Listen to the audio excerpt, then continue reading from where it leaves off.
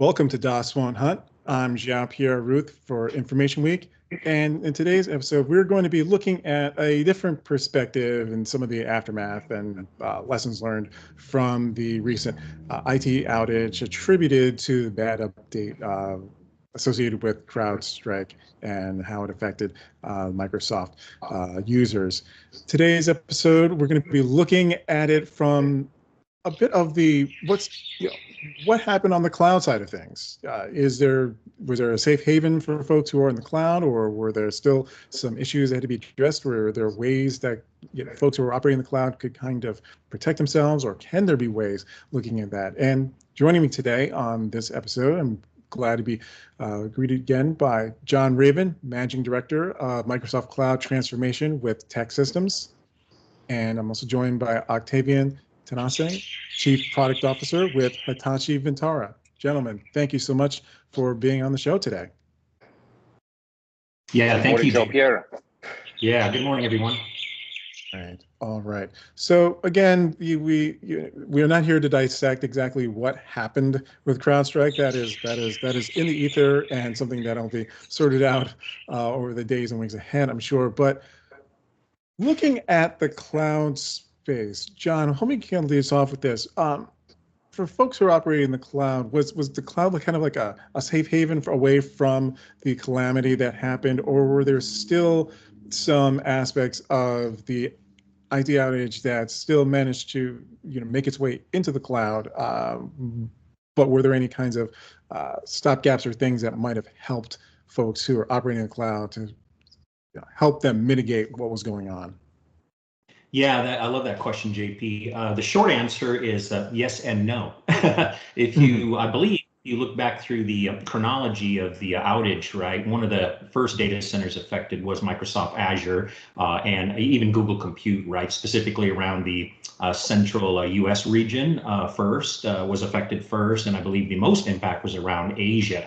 So the primary impact was, obviously, if you're using a Falcon sensor deployed into Windows Server, because that's where the vulnerability, or not the vulnerability, that was where the problem was, right? If it's anything that had a dependency on a server or a workstation, that would be impacted, even if it was in cloud, especially if you're, and there were two main areas, right? One of them is if I'm a customer of a cloud and I'm provisioning VM services or virtual machine services that have Windows OS in there, and I typically would deploy the sensor as part of the endpoint protection in there in your IaaS services, that could be affected as a user. The secondary impact, obviously, is if the backing services on the data center or the cloud provider side, obviously, if they, we had an outage in that region, so that would suggest to me that Microsoft, as a part of their compute storage infrastructure, right, had a problem when they were performing the update in some areas, right? But, I'm not sure about that yet, because I can't really see Microsoft using Falcon inside of the backing services, right? But definitely users that were using that stuff. Then the other part that was not affected, which is what we do a lot of our work around, is application modernization. A lot more, we had 8.5 million Windows endpoints that were affected, but more and more customers these days are building what they call cloud native solutions in all three clouds. And so that is where you use a SaaS or a PaaS service that doesn't necessarily interact with Windows directly.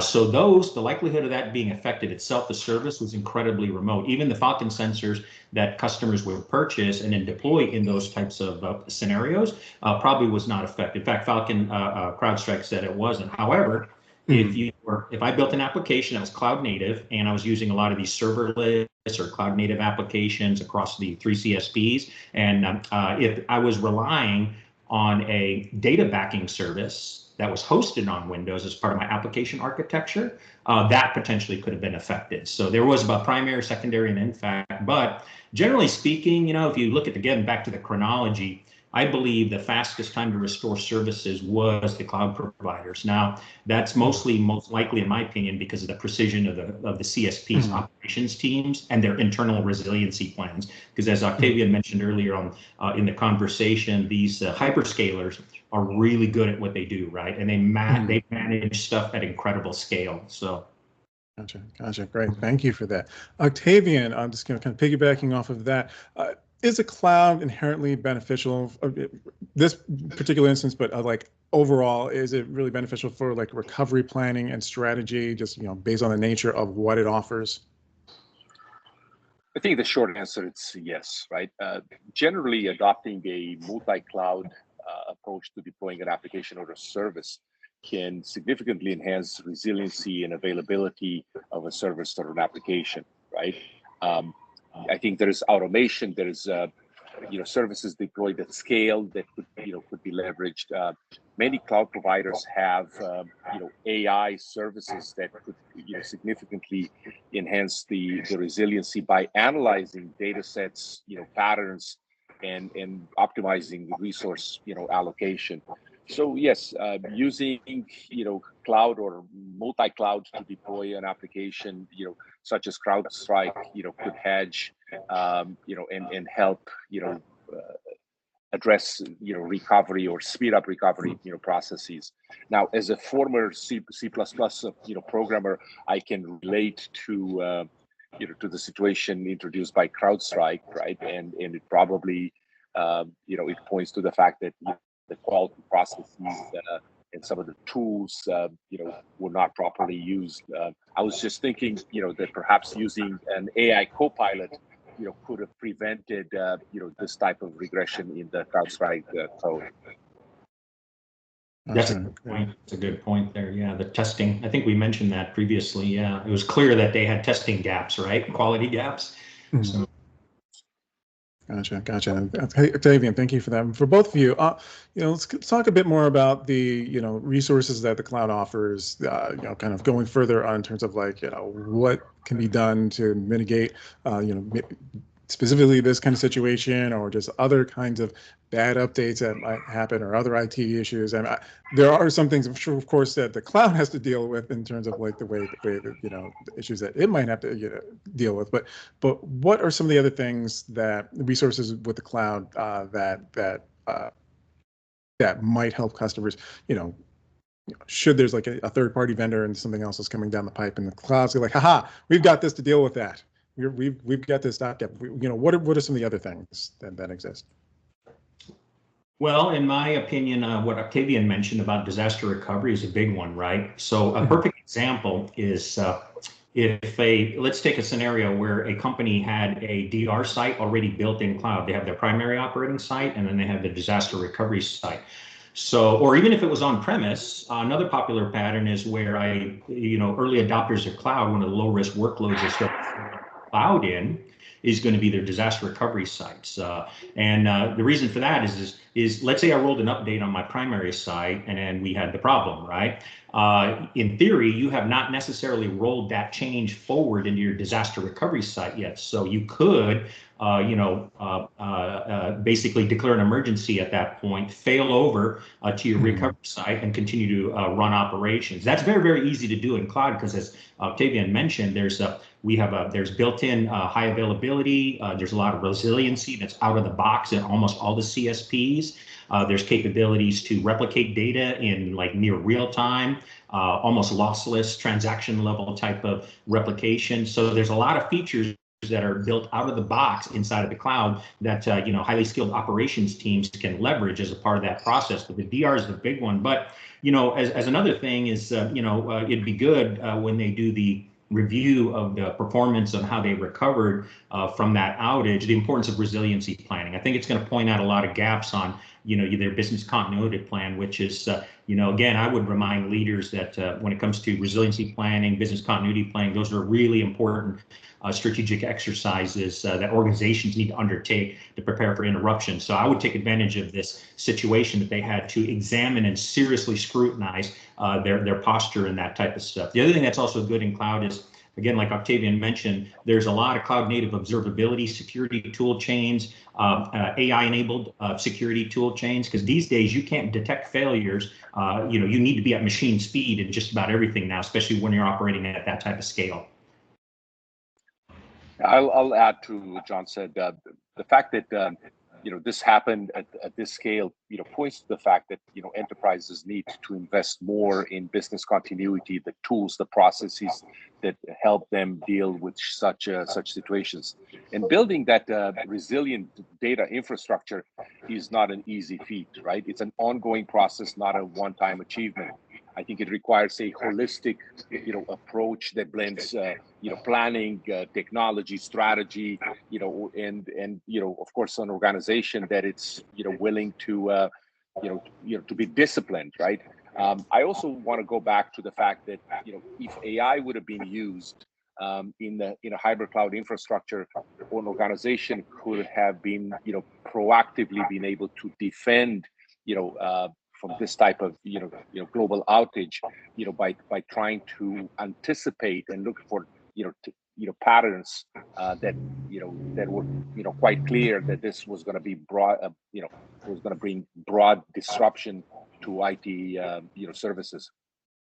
Yeah, and I'd like one more point on that, JP, that to add on what Octavian said. The DR is, like I said, all the tools are there to do it, but you still, require some kind of planning to leverage the tools. So if you remember, maybe a few months ago, we had that big electronic healthcare records breach.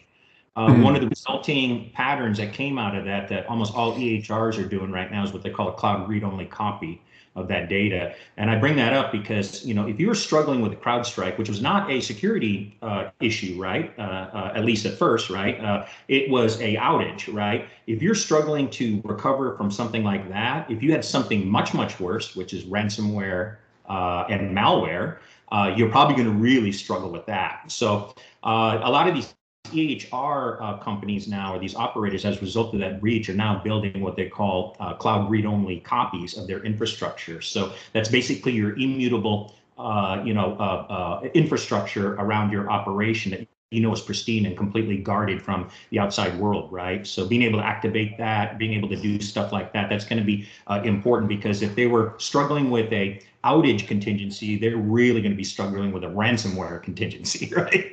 Mm-hmm. Gotcha. Great. Thank you for that. Talking about the benefits of cloud, but of course there are of a different nature. There, of course, there have been significant cloud outages that have happened. Are there, what are some of the, while we're looking at the the disaster recovery and benefits of cloud, what are some of the, I guess, risks, and or at least the things that organizations before they just kind of rush in and decide, hey, cloud's going to be the magic bullet, the be all end all save all for everything. What are the thoughts that there have been some sizable outages in the past. So what are some of the things, just to kind of make sure that we're clear when we're speaking with folks, that yes, there are some things that you also have to, with the cloud, they also have to consider that there might be, downtime for other reasons that you might face. Yeah, that's right. That's absolutely correct. I'd say number one, just plan for it, right? So there's a concept out there called chaos engineering, where you basically make certain assumptions around certain types of failure scenarios. So this comes under the business continuity, disaster recovery, and security domain in terms of planning. And that's basically just map out those various contingencies, right? Treat them as appropriately as a operational threat that you need to account for. Multi-cloud is another option, right? Especially since Octavian comes from a storage company. Back in some of his old alma maters, one of the things I used to do was, so many of these customers provide cloud native services now around their storage solutions. That's important because when we build cloud infrastructures now, we're using we're highly disciplined around a concept called infrastructure as code, and that means I can deploy and build entire infrastructures in any CSP. And that basically standardizes the deployment infrastructure in all three CSPs. But one of the problems you have is all the clouds have proprietary technologies. But one thing you can standardize on is the storage system, right? Especially if you're using a third-party storage vendor where you can maintain a certain type of format. In fact, and that particular service is available in all three clouds. It makes the data replication also easier and be able to recover, because sometimes you'll see outages from AWS. You'll see an outage from Azure. It's rare that you see it at the same time. So having that type of resiliency or having some kind of hybrid format would help out. But yeah, I would definitely pay attention to your resiliency design for sure.